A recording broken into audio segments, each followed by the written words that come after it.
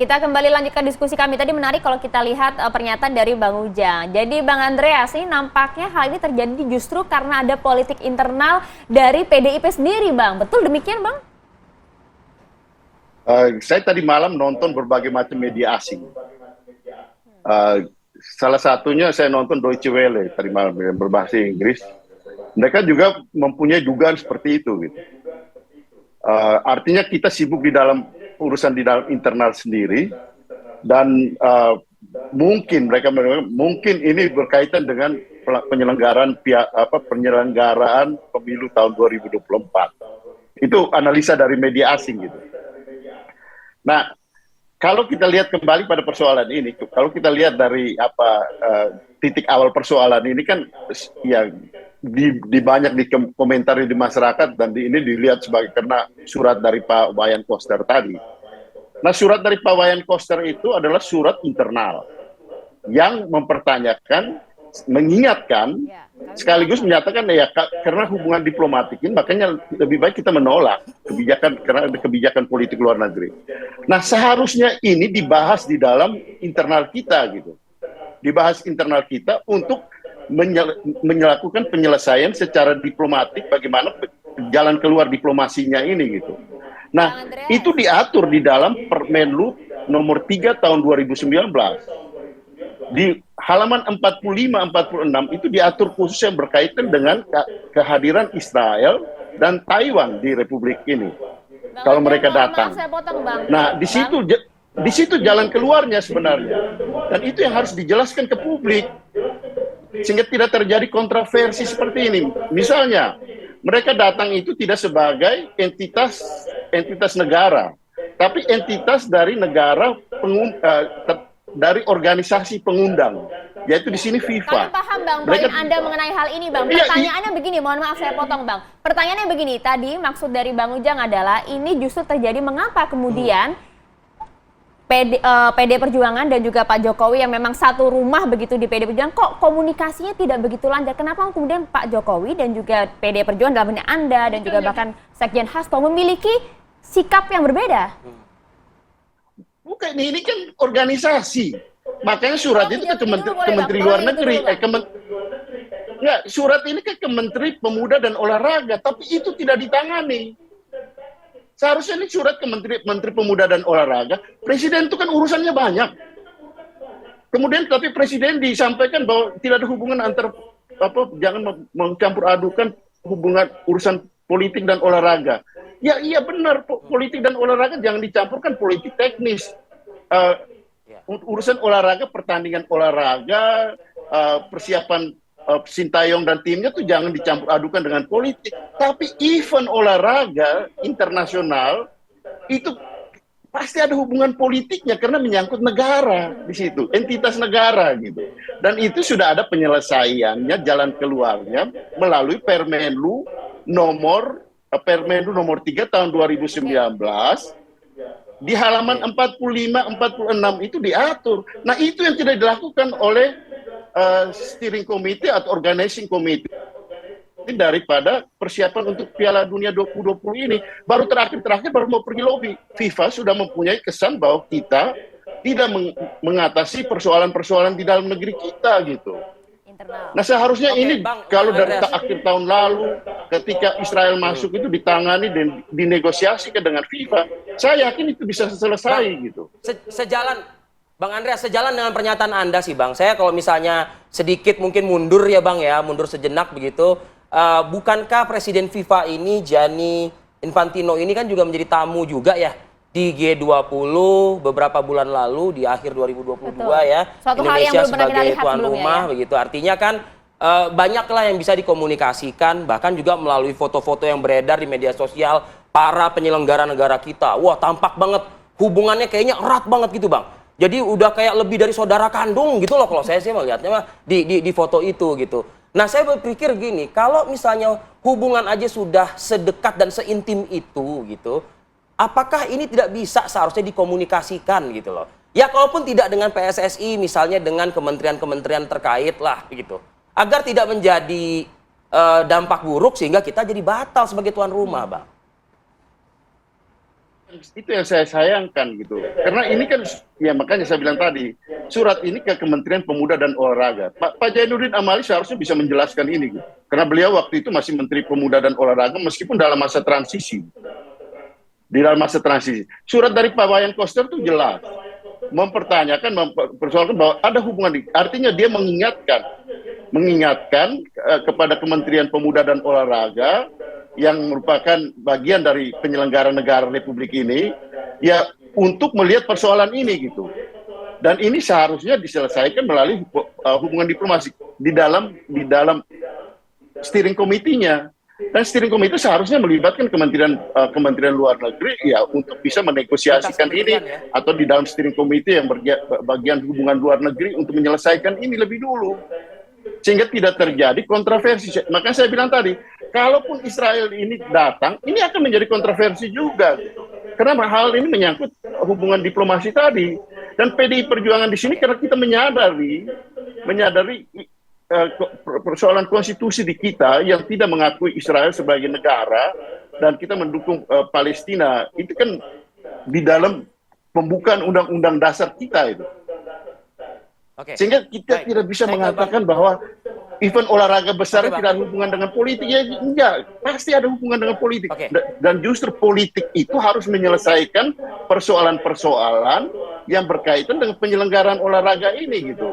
Sehingga olahraga ini menjadi mulus kalau persoalan politik ini bisa dicarikan jalan keluarnya.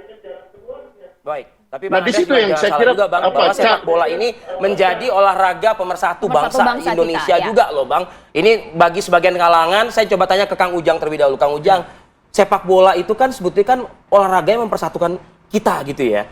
Amat merugikan nggak kalau misalnya justru ada pihak-pihak yang justru malah membuat sepak bola ini justru malah sebaliknya lah. Nah, ya gitu. Saya sepakat begini ya. Mestinya kedatangan tim Israel itu gitu ya, itu menjadi bridging. Bridging itu jembatan perdamaian, bahwa Indonesia posisinya di tengah. Gitu. Bagaimana bisa menjadi juru damai Indonesia ini? Oleh karena itu ya sebenarnya kalau dalam konteks Islam itu ada namanya konsep rahmatan lil alamin. Jadi Islam itu ya rahmat bagi sesama alam, bukan hanya bagi bangsa Indonesia, tapi bagi bangsa dunia, termasuk bagi Israel. Nah dalam konteks kita menjaga bangsa ini, lalu kita ingin memerdekakan Palestina, mendukung kemerdekaan Palestina, iya. Itu kita tidak bisa gugat. Karena konstitusi kita bahwa penjajahan di atas dunia harus dihapuskan. Ya, pembukaan Undang-Undang 1945. Oleh karena itu tadi sebenarnya momentum kedatangan mereka ya tim dari Israel itu 20 itu mestinya menjadi bridging jembatan untuk bahwa kita ingin mempersatukan, mendamaikan mereka. Itu kan tadi bahwa olahraga sepak bola itu bisa mempersatukan, bukan untuk membuat konflik. Nah, ini yang saya kembangkan ya narasi ini agar apa? Agar masyarakat paham. Ya itu kan untuk misalnya keluarnya kan, tapi ya, ke internalnya. Nah ini yang menjadi persoalan. Kita ini kadang-kadang tadi Bang Andreas ribut di dalam. Jangankan bangsa Indonesia, PDI sendiri ribut di dalam. Ini kan problem. Ya bagaimana presidennya yang PDIP ditolak oleh PDIP? Ini lucu dalam konteks bernegara. Mestinya sebagai partai pemenang, the ruling party, sebagai partai pemerintah yang mendukung kebijakan pemerintah. Apa Bang Andreas? Ya. Ya oleh karena itu saya melihat, gini, kita hargai Bang Andreas, kita hargai penolakan PDIP, tapi di saat yang sama, begini, mengingatkan pemerintah. Di saat yang sama, sangat jelas Bang Andreas, ini menolak Bang Andreas. Jadi saya katakan, baca suratnya Wayan Koster di situ.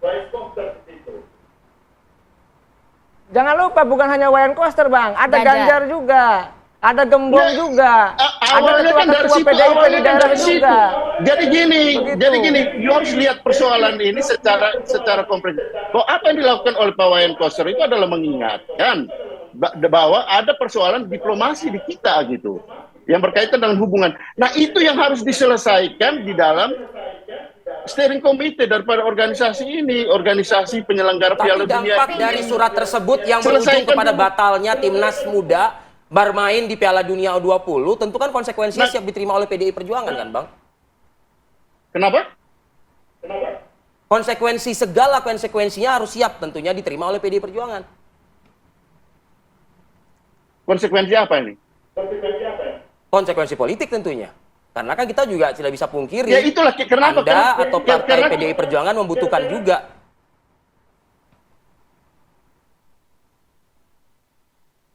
Silakan Bang Andreas. Halo. Ya, silakan Bang. Halo. Sorry, Halo, sorry, ya Bang, kami mendengar Bang. Ya, silakan Bang, Ya, silakan. Gimana? Ya artinya gini, ini kan akan berdampak kepada partai Anda di 2024 karena apapun itu, ini kita bicara elektoral juga karena sepak bola ini tidak lepas dari kebanggaan masyarakat Indonesia gitu loh, Bang. Saya tahu, saya juga kecewa, makanya saya katakan saya kecewa. Banyak orang PDI Perjuangan juga kecewa dengan persoalan ini gitu. Tapi ya di sini yang saya katakan tadi, ini kan berawal dari bocornya surat itu gitu. Surat itu adalah surat Ya, internal. tadi kita sudah mendengar penjelasan itu, Bang. Yang seharusnya diselesaikan di dalam urusan organisasi penyelenggara Piala Dunia ini gitu.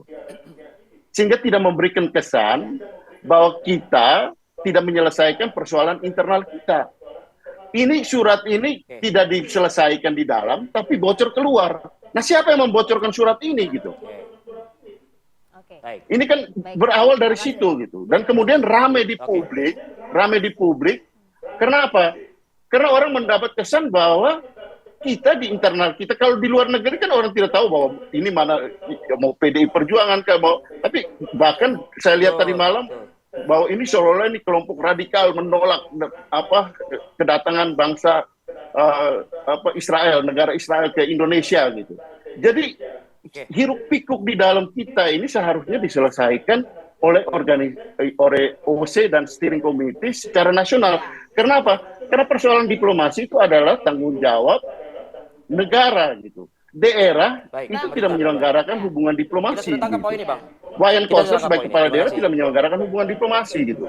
Tapi dia mempersoalkan ini sebagai warga negara yang sadar akan, dan kebetulan kepala daerah yang sadar akan persoalan konstitusi kita gitu. Karena dia adalah penyelenggara negara di daerah. Nah itu persoalannya gitu. Nah itu yang dia sampaikan, tapi ini kemudian bocor keluar gitu. Nah bocor keluarnya ketika menporanya adalah Pak Jainuddin Amali yang tindak Kami sudah tangkap pernyataan itu berkali-kali Bang, terima kasih banyak. Singkat Bang Ujang, singkat saja. Ya, makanya Kita berikan waktu untuk Bang Ujang Komarudin terlebih dahulu. Terima kasih Bang Andreas. Saya ingin mengatakan sebenarnya ini momentum, ya kita sangat evaluasi diri lah. Ini bulan Ramadan bahwa sesungguhnya tadi bukan hanya kita sebagai anak bangsa untuk bersatu ya. Di internal partai-partai juga karena tahun politik kita di momentum politik itu digunakan untuk ya menaikkan elektabilitas dan lain sebagainya. Ini menjadi persoalan kita. Tadi di awal saya sudah katakan bahwa 2015, 2022, kemarin bulan Februari itu tim Israel juga datang dengan cabur yang lain gitu. Tetapi yang ramai kok tim usia 20-nya. Nah, ini menjadi persoalan. Oleh karena itu saya mengatakan bahwa ini momentum koreksi yang kita bersama, bahwa citra kita sedang tidak baik-baik saja di luar negeri, harus kita perbaiki bersama. Ya. Gitu. Terima kasih banyak Bang Ujang Komarudin. Sama-sama, Bang Andreas, Mbak, terima kasih banyak atas waktu Anda. Terima kasih sudah bergabung di Apa Kabar Indonesia Pagi. Pemirsa, kami akan jeda. Sesaat lagi kami akan kembali untuk Anda.